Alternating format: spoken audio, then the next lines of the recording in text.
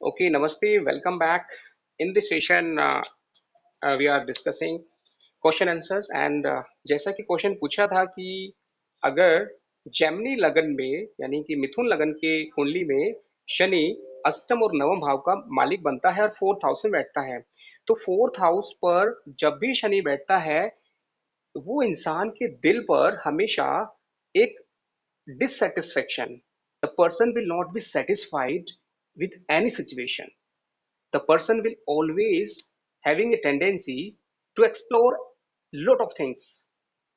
Saturn being in fourth house, it is looking to third aspect to the sixth house, handling the small problems and learning how to handle.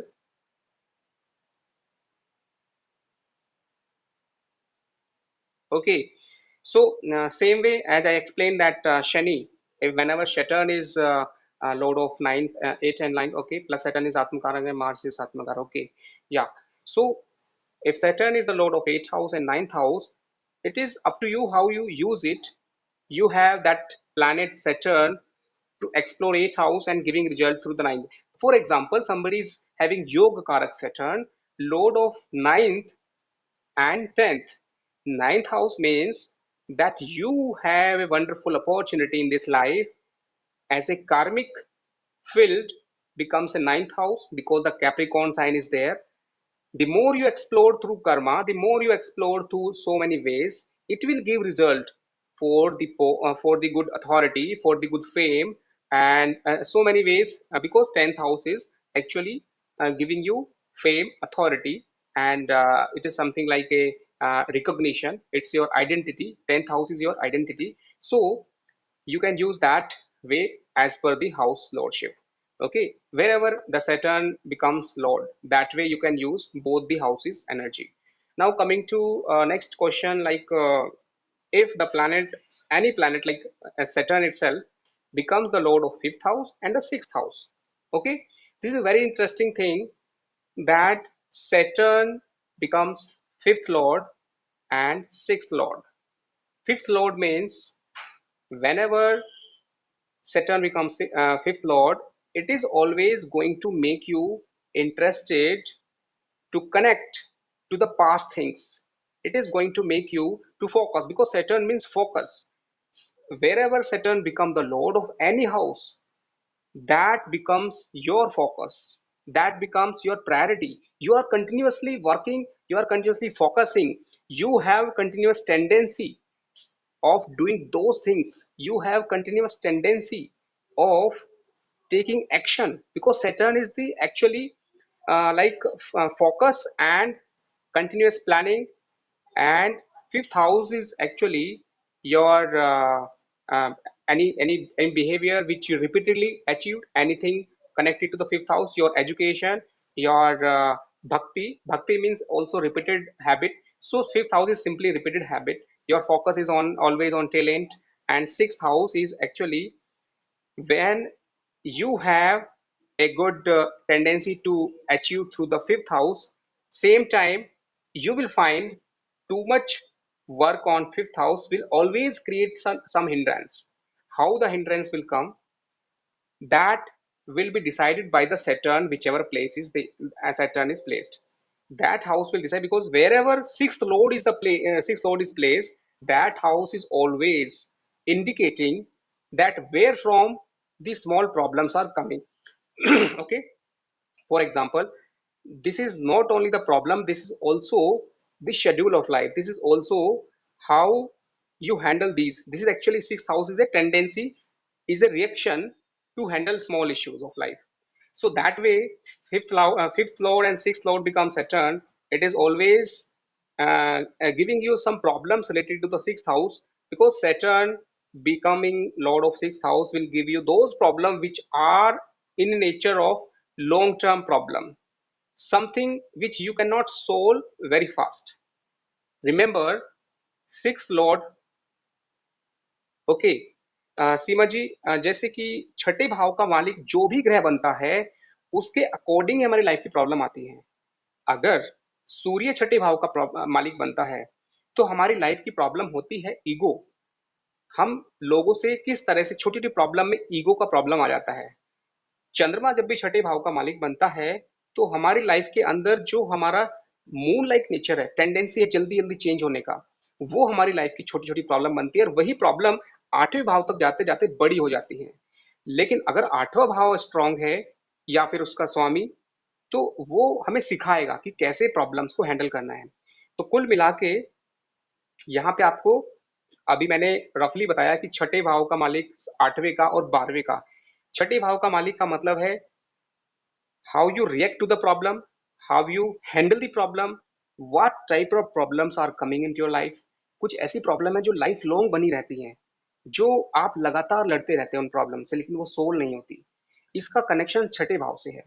वो problem अगर चंद्रमा से ruled है, चंद्रमा का इसमें role है, तो प्रॉब्लम कैसी होंगी? एक छोटी सी प्रॉब्लम आई, आपने ठीक कर दी, बुलबुले की तरह एक दूसरी प्रॉब्लम आई, ठीक हो गई, and you are stuck because of this small issue।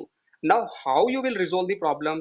अगर वो चंद्रमा जो है, अगर ज्यादा स्ट्रांग बन जाता है, छठे भाव का मालिक, तो समझिए कि प्रॉब्लम भी आपकी बड़ी हो जाएगी। That bubble will become higher and it will go down very fast.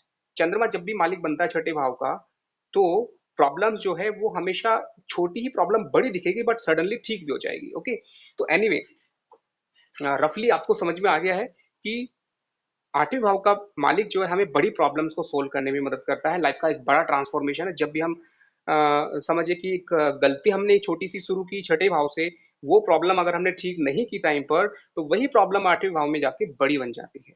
Okay, चलिए, आठवें भाव में अगर आपने उस प्रॉब्लम को सोल्व कर लिया, तो आपकी नौवें भाव के थ्रू एक नई लाइफ मिलती है, यानी कि भाग्य। तो भाग्य किसका अच्छा है? जो इंसान, प्रॉब्लम छोटी सी आई, उसने ठीक की, और फिर वही प्रॉब्लम, छोटी छोटी प्रॉब्लम आठवें भाव में, वो प्रॉब्लम नहीं रही, वो एक सबक बन गई, वो एक आपके लिए एक मंत्र बन गई।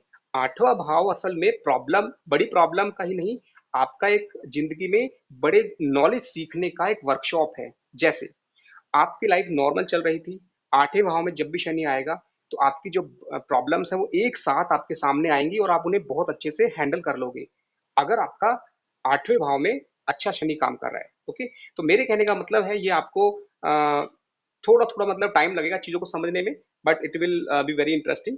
एंड नेक्स्ट क्वेश्चन है कि 12वां भाव का। ओके, ट्वेल्थ हाउस क्या होता है? जैसे मैंने एग्जांपल दिया था कि लगन से स्टार्ट हमारी लाइफ होती है, जैसे कि हमारे दिन की शुरुआत फर्स्ट हाउस से होती है, और रात को जब हम सोते हैं तो वो 12वां भाव है। बहुत सारे काम जो दिन भर नहीं हो पाते हैं, वो 12वें भाव में जाके अटक जाते हैं।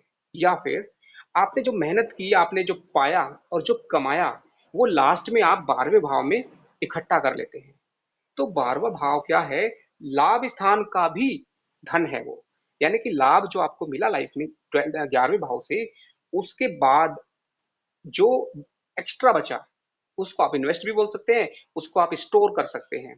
यानी कि 12वां भाव is actually the accumulation of your money, of your thoughts, of your activities, of your so many views. यानी कि twelfth house is actually something working at the back of your mind. जैसे कि आपने देखा होगा कि जब भी 12वें भाव में जैसा भी ग्रह होगा, सोने के बाद, जब आप सो जाते हैं, सोने के बाद आपके कैसे विचार होते हैं, वो सारे विचार 12वें भाव में बैठे हुए ग्रह बताते हैं। दूसरी बात, आप लाइफ में इन्वेस्ट कहाँ करते हैं? जब आपकी रोजमर्रा की जो नीड है वो खत्म हो जाती है, उसके बाद आप जो पैसे बचते हैं उसको कुछ करना चाहते हैं। ओके, तो वो आप कैसे करते हैं? वो ट्वेल्थ हाउस है। 11वें भाव में आपका जो एम्बिशन है, अचीवमेंट है, या फिर आपका जो रिक्वायरमेंट है, वो फुलफिल हो जाता है 11th हाउस तक। ट्वेल्थ हाउस में क्या होता है कि जो बचता है वो वहां पे इकट्ठा हो जाता है। ओके, तो अब बात करते हैं कि ट्वेल्थ भाव का मालिक अगर ट्वेल्थ भाव में बैठ जाए, तो ये क्या करेगा? नंबर वन, आपको हमेशा जो आपकी जो बैकग्राउंड है, जिसको हम पैरेलल माइंड बोलते हैं, वो उतना ही स्ट्रांग हो जाएगा। ओके, लेकिन पैरेलल माइंड, वहां पे अगर शनि बैठ जाए, तो लगातार आपके दिमाग में ना नेगेटिव विचार आ रहे होंगे। आ, क्योंकि शनि वहां पे बैठेगा, तो क्या करेगा? 10वीं दृष्टि से भाग्य को देखेगा। आप लगातार लाइफ के बारे में चिंता कर रहे होंगे। ठीक है, वो अच्छी भी हो सकती है। शनि उच्च दृष्टि से देख रहा होगा, जैसे कि अगर कुंभ लगन है, तो 12वें भाव में क्या होगा? 10 यानी कैप्रिकॉर्न, और वहां पे शनि स्वग्रही होगा और उसकी दृष्टि कहाँ पे पड़ेगी? तुला पे 10वीं दृष्टि है, उच्च की दृष्टि। तो ये होगा कि आपका जो फोकस है लाइफ में लगातार लाइफ के बारे में बहुत बड़े प्लानिंग के लिए है और आप लगातार काम कर रहे हैं, आपके माइंड में लगातार चीजें चल रही हैं। तो जो बैकअप में माइंड है या समझिए कि जैसे कंप्यूटर में बैकअप होता है उस तरह से 12वां भाव एक बैकअप का है। तो 12वां भाव हमें बताता है कि हमारे बैकग्राउंड में क्या चल रहा है माइंड में। अगर अच्छा चल रहा है तो आपके 12वें भाव का जो ग्रह है वो बहुत स्ट्रांग है। ओके, अगर 12वें भाव में प्रॉब्लम है, समझिए कि किसी इंसान का शनि राहु भी बैठा हुआ है और वो जो नक्षत्र में बैठा है वो भी प्रॉब्लमेटिक है, तो क्या होगा?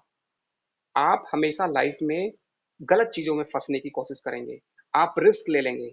शनि राहु कोई भी दो निगेटिव प्लैनेट अगर 12वें भाव में बैठ जाएंगे तो आप किसी भी गलत चीज में थॉट लगाएंगे, गलत चीज में पैसा लगाएंगे, गलत चीज में टाइम लगाएंगे।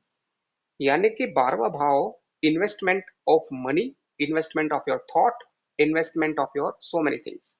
12वें भाव में अगर बुध बैठ जाए तो आपका जो टाइम है, आपका जो पैसा है, आपकी जो सिचुएशन है वो आपको लगातार कैलकुलेशन या बुक्स पढ़ना या फिर बात करना या स्पीच, ऐसी चीजों में बहुत इंटरेस्ट रहेगा। लेकिन बुध के साथ शनि बैठ जाए तो आप लगातार सोच रहे हैं और वो भी चिंता के साथ लगातार सोच रहे हैं, जहां पर आप छोटी सी प्रॉब्लम के लिए बहुत ज्यादा सोच रहे हैं, तो ये निगेटिव बन जाता है।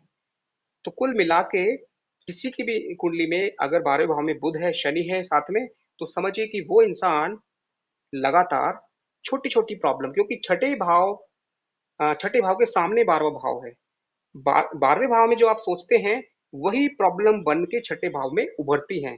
ये मैंने स्टार्टिंग में बताया था कि जो घर होते हैं, हाउसेस होते हैं, एक हाउस के अंदर जो शुरुआत होती है उसका फल आपको उसके सामने वाले भाव में मिल जाता है।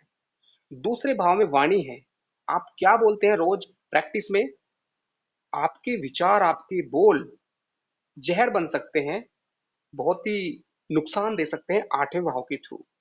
समझिए कि एक बचपन में आपको कोई आदत पड़ जाए बोलने की कुछ भी, तो सब कुछ नॉर्मल लगेगा आपको सब कुछ, लेकिन टाइम आएगा एक आपके शब्दों का, आपकी बोलचाल का न्याय होगा।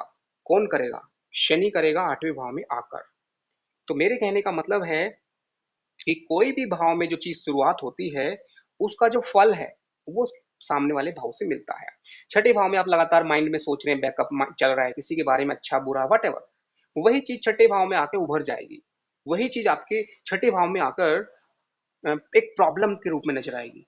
आप सोचेंगे मेरे साथ ऐसा क्यों हुआ? इसलिए क्योंकि आपके बैकअप में उसी से जुड़ी हुई चीजें चल रही थी और आपको विश्वास नहीं होगा कि ये आपके ही थॉट प्रोसेस का रिजल्ट है छठे भाव में। ऐसे ही दूसरे भाव का 8वें से मैंने कनेक्शन बताया, छठे भाव का 12वें से बताया, तीसरे भाव का 9वें से कनेक्शन। तीसरे भाव का मतलब है इनिशिएटिव, छोटी छोटी जो आपकी दिनचर्या है, छोटी छोटी एक्टिविटीज है, वही एक दिन आपका भाग्य बदलती है, वही आपको नॉलेज देती है, बड़ी ज्ञान देती है। इसका मतलब है कि आप डेली प्रैक्टिस करें छोटी छोटी एक्टिविटीज को करने की। हाथ से लिखना, क्योंकि तीसरा भाव हाथ से लिखना है, प्रैक्टिस करेंगे तो आपका भाग्य बदलेगा।